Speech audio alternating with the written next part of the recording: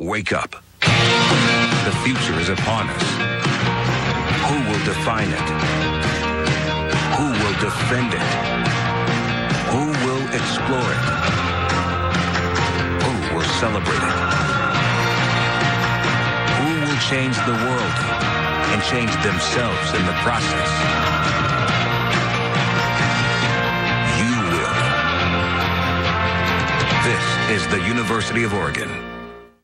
Yes, Oregon has burned Virginia's defense, but this game may not be over yet. And you look at Oregon defensively, and I know they lost a bunch of their linebackers, especially Deion Jordan in the first round. This is not the same defense they had last year.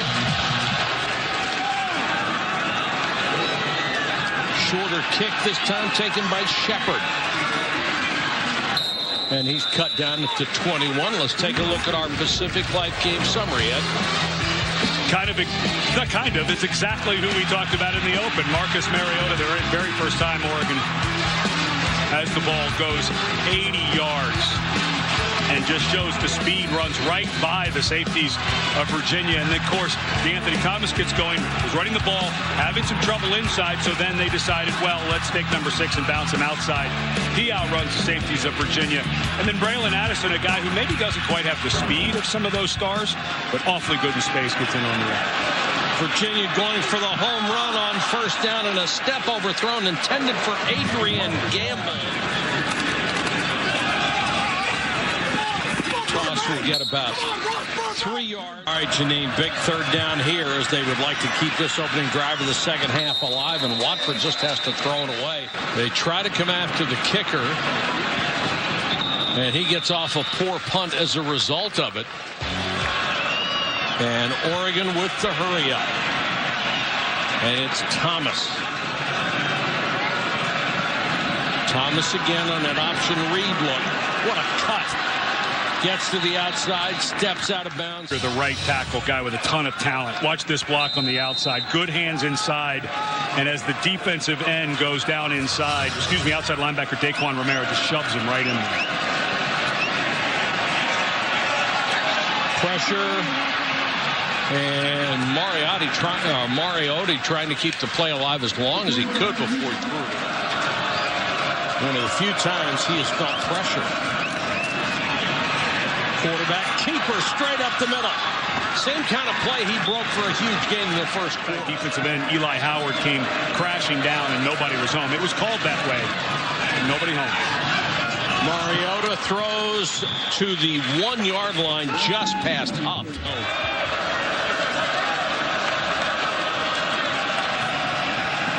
Mariota hanging in the pocket, throws intended for Huff again. A lot of times they just line up and go. There's really no motion in this offense, so that really helps them on those penalties. Mariota has struggled with his accuracy in the passing game a week ago. Doing it again today. He's only 8 out of 18. Blitz coming. Screen against it and dropped. Boy, they had the perfect call against the blitz. The defensive line actually did a really nice job. Again, David Dean having a great game. He actually slow rushes. Nice job by 55. He read the screen and stayed home. All the 3 other defensive linemen were making penetration. So they will go for the field goal. Maldonado. He's true, and it's 31-10. See what Watford can do on this play. The time of possession is off the charts, but it makes no difference whatsoever. Mizell in space, taken down after a gain of 5 by Derek Malone, the weak side linebacker. The heralded recruit Taquan Mizell is the tailback, and he'll get the carry. And Smoke will pick up about 3. Shepard goes to the flat, and they'll throw it to him. Got to get the first down on his own, and a great effort, and he does. It's odd to hear them talk about a senior linebacker having great potential. That linebacker spot was not as good as last year looking so far. 2nd and 9 for the Cavaliers. Over the middle, Swanson, the tight end, with a first down across midfield. Standing up away from the line of scrimmage. Just runs right down the middle, exactly where you'd expect the hole to be. That's 4 catches for Thompson. Something happened on defensive turnover. This game's not over. Make it interesting, couldn't it? Great throw that time, and McGee makes the catch. Parks is back in at the tailback. They like to run him between the tackles. They'd like to run him for a little more than that.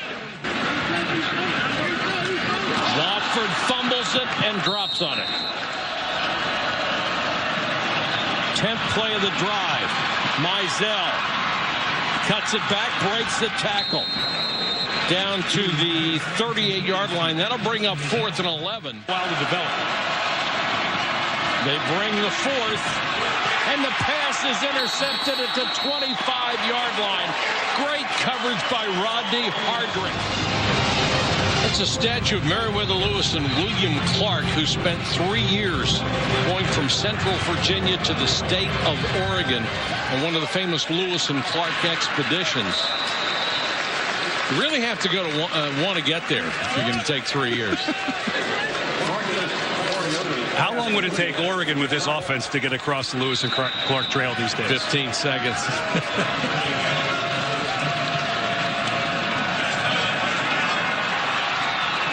This will pick up considerable yardage for Byron Marshall. Who's the official? By the offense, number 16. 10 yards. Replay, second down. It had to be a wide receiver.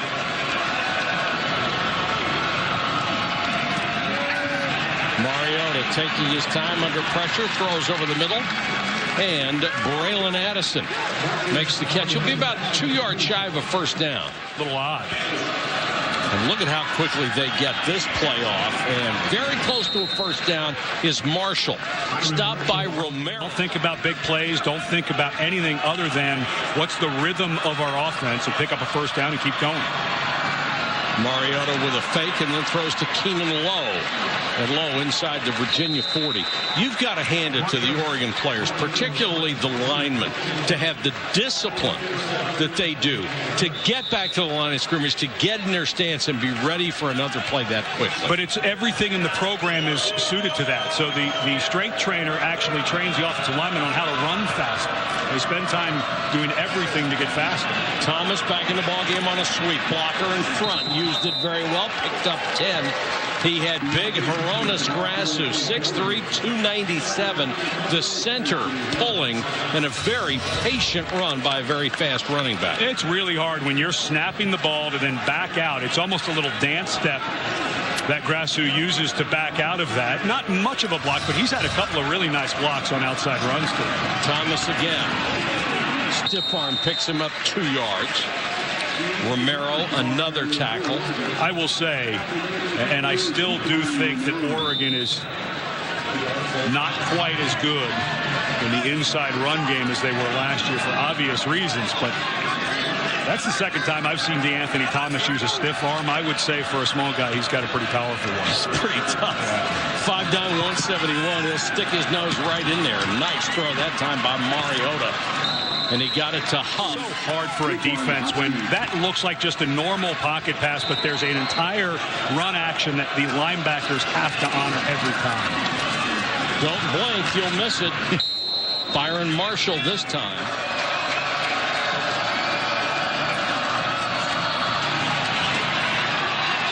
To the outside, nice cutback down to the 3.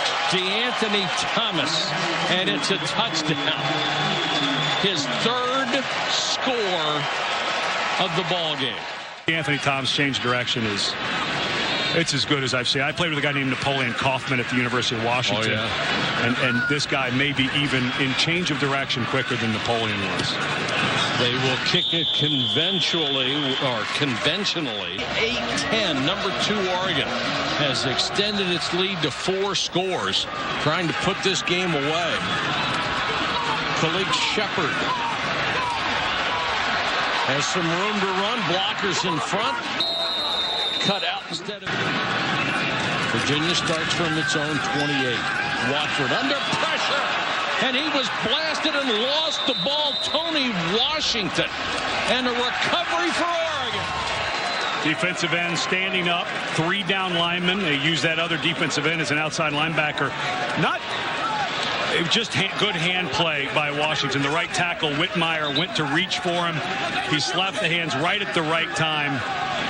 Watford never saw him coming. One-on-one blocking, and this is where Oregon, you start to see them as a program, these defensive linemen. I played against these guys in the early 90s. They were not this good on the defensive front, I'll tell you that. Marshall will pick up a couple of them. Well, guys, despite the fact that Chip Kelly is getting ready for his first game at the helm of the Eagles on Monday Night Football, he took the time to give me a couple of comments on his former offensive coordinator, Mark Helfrich. You know, they still speak on a regular basis. Kelly is close with several coaches on the Oregon staff. He texts them regularly. Helfrich, interestingly, said, as we see a fumble there, interestingly said, we don't talk about football. We talk about everything but. But Kelly said that Helfrich is not only an outstanding football coach, one of the most intelligent guys he's ever been around, and the players relate extremely well to him. And Helfrich said that Kelly, because he is now coaching the Eagles, has turned Helfrich, a lifelong Dallas Cowboys fan, into someone rooting for the Eagles. All right, thanks. Third down and long. And a first down near the 10, and it's Braylon Addison. That's his third catch. They have real great hopes for him. He's a wonderful blocker downfield, which really helps the running game and can make big, big plays. Throw for the end zone, knocked away by Harris. Second and 10. Oregon substituted, so Virginia has the same option. And the officials will wait until the players can make that exchange. Flanker screen, low. Touchdown. Got so many different ways to hurt you. Josh Huff at 5'11", 190 threw him a block to spring him, and Keenan Lowe did the rest. In the last 10 years, how do you defend that?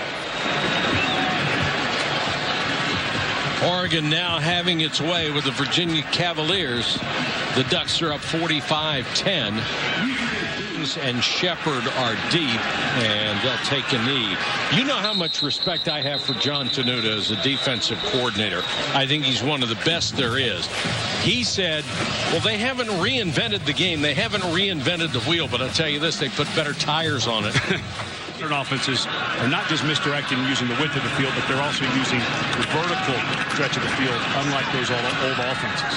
This is Parks. Watford, flanker screen. They get it out to Shepard. Kelly left for the NFL. Watford underneath. Nice catch, but a yard shy of the first down for Tim Smith. Well, if you were ever going to go for it on fourth down, I would have thought that would have been the opportunity. Addison makes the fair catch. We'll check in with Janine Edwards. Well, Mike, this counts as the furthest east the Oregon Ducks have traveled since 1970. And the two gentlemen behind me, Bob Striegel and Gary Riley, drove 20,000 pounds of Oregon football equipment 2,800 miles across the country. It took 44 hours. And you know what? They made no overnight stops. They traveled through 12 states, Wyoming, Missouri, Nevada, to name a few. And on Thursday afternoon, they pulled in here to Charlottesville. And you know what? Tonight, they're going to pack everything up and drive it all back. They both told me this is the furthest they have ever driven. I think they get the game ball. Well, Lewis and Clark would have gotten it 150 years ago, but I'm in your corner, Janine. That's a chance. They pick it before they leave. I like these. If they loaded up the entire equipment room at Oregon, they'd need 5 trucks. Yeah. These helmets, I think, have a special look. Daquan Romero with another tackle. Boy, has he been active. That's pretty. You know, it's interesting. You talk to the players from Oregon, and one of the things they're proud of, and you can hear it, is that we're no longer just the school out west with cool helmets. Yeah. We're actually playing to a level where it really isn't about the uniforms. And in their recruiting, they actually want to know, are you coming because we look cool, or are you coming because you want to play at Oregon? They'll try the sweep with Marshall, and Marshall hitting the backfield and taken down by David Dean, big number 50. If you look at Oregon, and you've studied them over the last 5 years, the program that they've built feels like it's built for the long haul to stay in the top 10 or 15 every single year. Absolutely. 15 minutes left. Oregon in command, 45-10 over Virginia. Waits at his own 38. Nice kick again. Out of bounds, no chance of a return. Watford again, flanker screen, diagnosed perfectly by Dior Matt. Practice. Oregon defensive backs see about the best people running this flanker screen they're going to see all year long. Clearly made progress, no doubt. Parks back in his tailback. He stays in as a blocker. The pass intended for Darius Jennings, and a flag comes in. By the defense, number 3. 15 yards, automatic first down. His defensive staff at Oregon, they're able to start getting some time for some of the defensive backs that don't play. Mathis not in the normal rotation. Watford throws underneath, complete to Tim Smith. To be competitive within the ACC, but I think they can build on this. Watford going through his progressions, throws late to the right side, incomplete. Really like Connor Shaw. Jake McGee makes that catch, has enough for a first. Now Virginia trying to hurry up a little bit.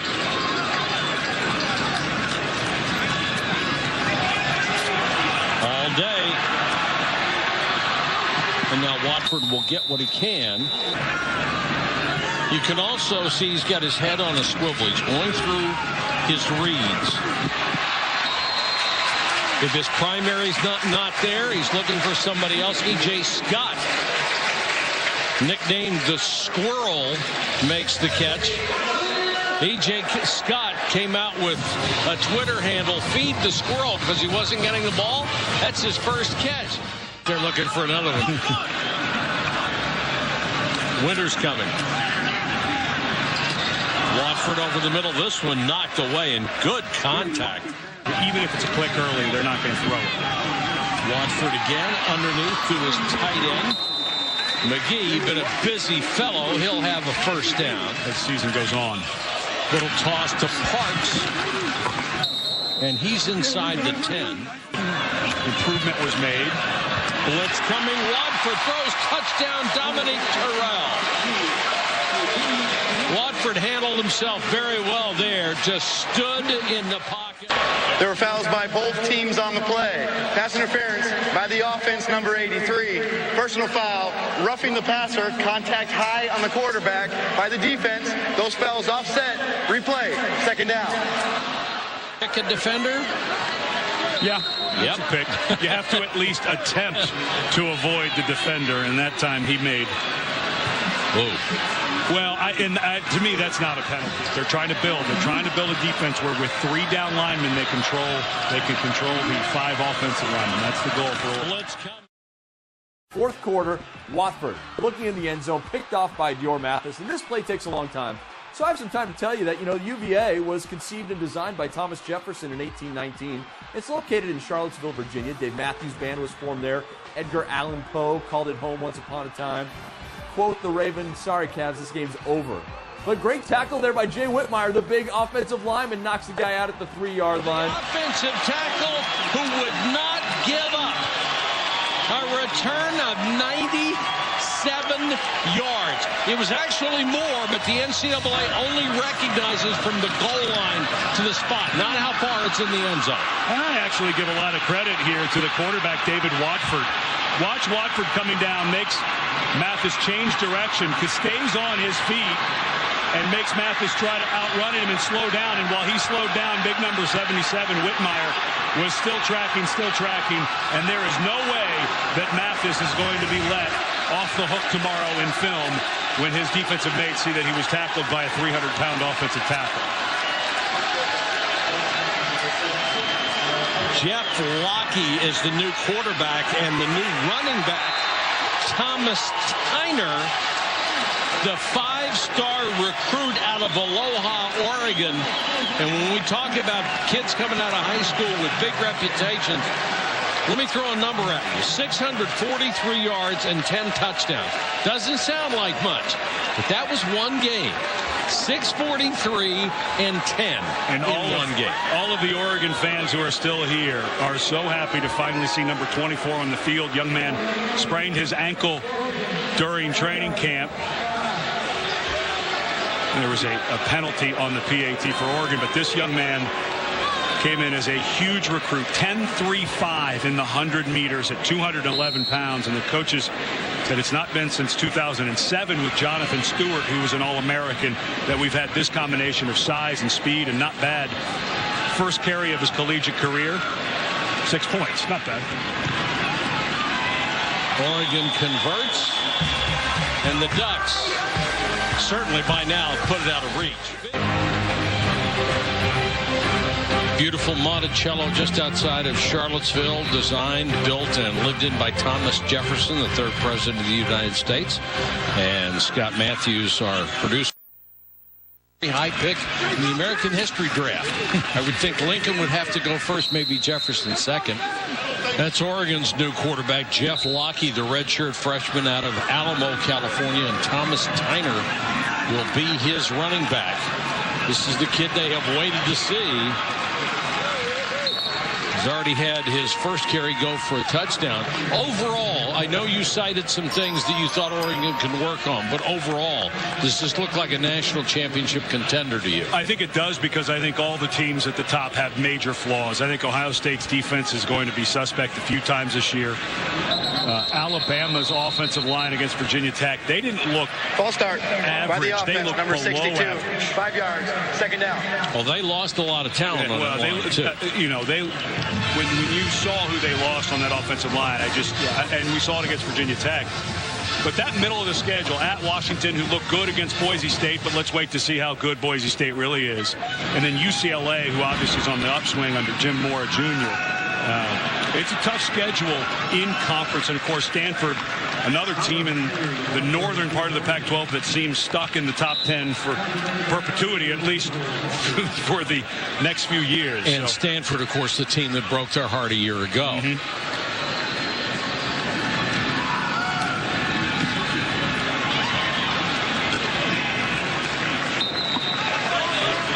Complete pass to Blake Stanton, the junior out of Los Angeles. He's 5'11", 220. But I think the part that if I were Oregon or I were an Oregon fan, I'd be worried about is that linebacker spot. That's awfully tough when and there goes Tyner. Well, there's that speed that holy smokes. But this is an offensive line touchdown though here, because it doesn't take 10.35 in the 100 meters to run this touchdown after the blocking young Tyner had up front. That's all right. He'll claim it anyway.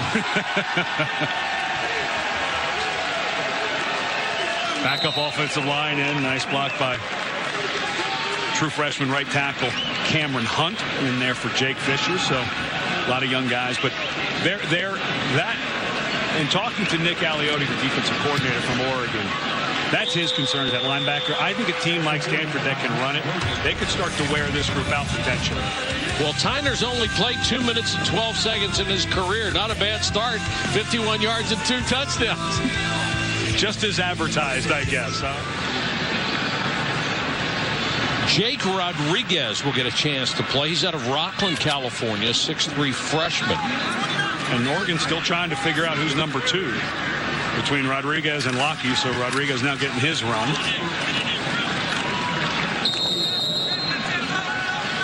Those are nice problems to have when most of your other issues are settled. You know, getting to talk to Mark Helfrich this week, and I took some flack on a studio show back in May when I said that Oregon was going to take us a couple steps back. I'm not sure this is a 12-0 team. I'm not sure what I've seen says that this is a team that's going to run it out, go win the championship in the Pac-12 and play for the national championship. But being around Coach Helfrich, getting to know this program, I don't think they're going to take a step back. I'm not sure that, again, I don't know that they're good enough to go 13-0. They may be. I haven't seen it yet. But Helfrich seems like the right guy. And you mentioned with Rich Brooks. Rich Brooks goes and hires Mike Bellotti, a guy that nobody really knew who he was. He was offensive coordinator. They promote him to head coach. And then they really start to take off. Then Chip Kelly, they go get him from the East Coast at offensive coordinator, put him in as head coach. They take off. Now Mark Helfrich, guy who came back to Oregon. He's from Oregon, was at Colorado, came up in the Boise State system with Dirk Cutter at Arizona State, started his career as a graduate assistant at Oregon under Bellotti. And it just feels like that continuity is just going to keep going. And they don't bring guys in as head coaches. They bring them in as coordinators. They like to talk about the Oregon way and the culture. And they have developed it and developed it. And once you've got something like that going, there's no reason to do it any other way. And the thing about Oregon, when you look at them, they look like everything's new, everything's flashy. They probably just put their football program together 15, 20 years ago, and oh boy, here they are. But you literally go back to 1977 when Rich Brooks got to Oregon. And I've gotten to know Coach Brooks through the years.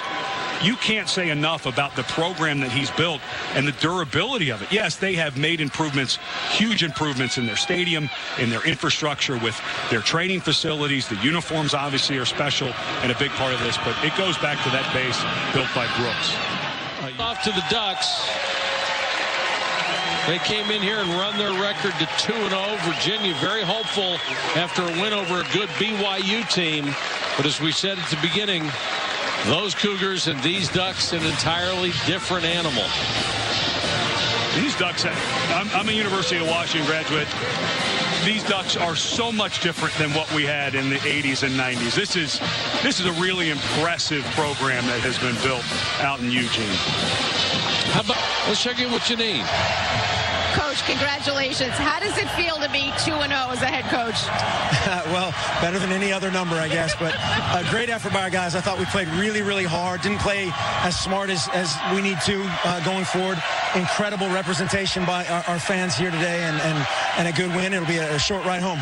Now, what do you mean you didn't play quite as smart? I know you were not sure exactly what you were going to see from Virginia. How do you feel you did reacting and adjusting? In that regard, we did very well. Just too many penalties, too much stuff that we can control, that we have to take care of.